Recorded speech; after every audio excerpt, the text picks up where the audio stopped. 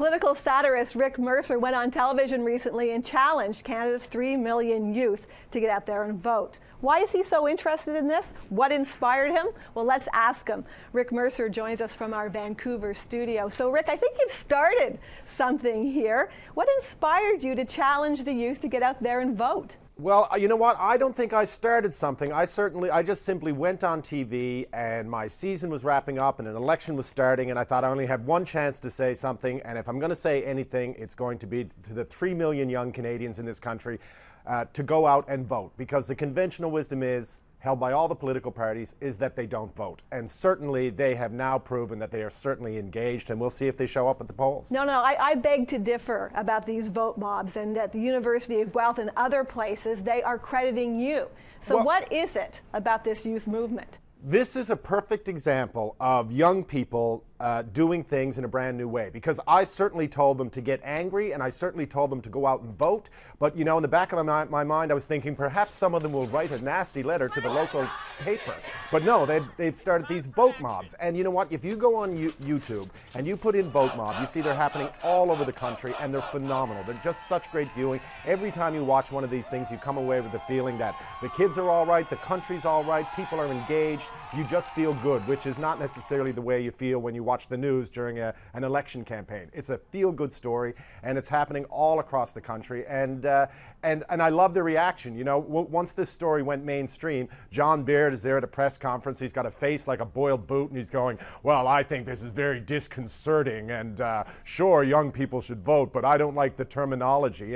And I love that, because, you know what, John, it has nothing to do with you. This is the young people of Canada. This is what they're doing, and it's phenomenal. And it's spreading all across the country, and it is terrifying the political parties. So did you vote as a youth? Yes, I did. And I think people should vote, because, you know what, voting is a habit. You start young, you get hooked, and it's just something that you do. Yeah, so the very first opportunity you had, Rick, you voted. Absolutely. Good for you. In fact, I don't think I've ever missed an election.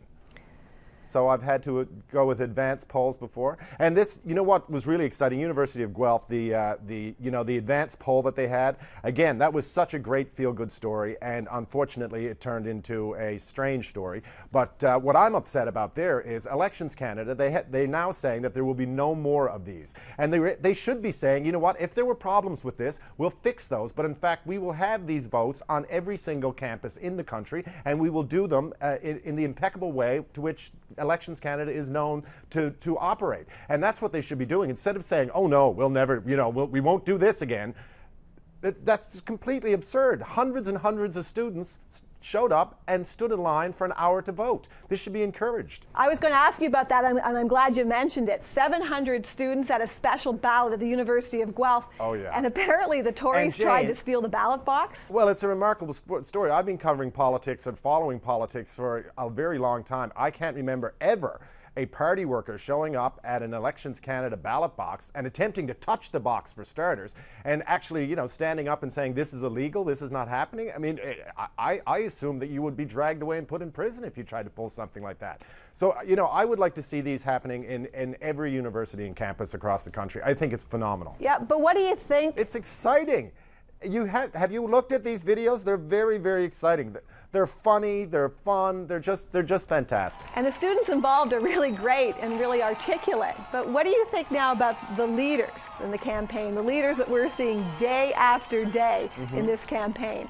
Well, you know, everyone likes to say that they're not paying attention to an election, or, oh, we don't need another election again. But the numbers for that leaders debate were phenomenal. Over 4 million Canadians.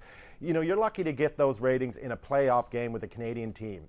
That means the Canadians are engaged, they're watching, and the fact that the political powers that be won't have another debate is completely absurd, because if the evidence is there that 4 million Canadians will take 2 hours out of their day and sit there and watch and hear what they have to say, then they should be doing this again and again before Election Day. But instead, they're saying, oh, no, you know, I'm too busy talking to partisan party workers in this hall and I'll spend millions of dollars putting negative ads or whatever out on TV, but I won't go on TV and actually debate the ideas and talk about what it is that I offer to Canada when obviously there is a huge appetite for it. In 2000, you asked Canadians to sign a petition to have a referendum to get Stockwell Day to change his name to Doris. I've been a troublemaker since 2000. Now that was pretty successful.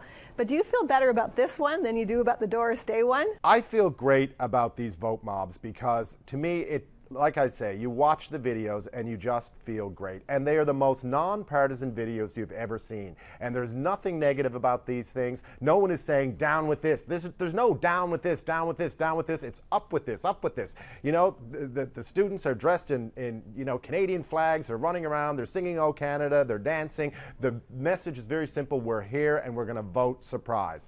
And I just think it's one of the most positive things I've ever seen. I don't know if I was ever that positive, quite frankly, and I don't know if I'm that positive right now, but I'm certainly a big fan of these things. I think it's tremendous, and I think it's something that the political parties are very concerned about. And they still haven't really addressed them at all, other than John Baird saying that he finds them disconcerting, doing the angry dad routine. They actually haven't addressed them. And maybe that's why they responded to me on television in my rant, telling young people to vote and encouraging young people to vote, because we sat through those debates in both languages over 2 nights, and I don't remember anyone looking into the camera and talking to the young people in Canada, 3 million voters. It didn't happen. All right, Rick Mercer, thanks for joining us. Thank you.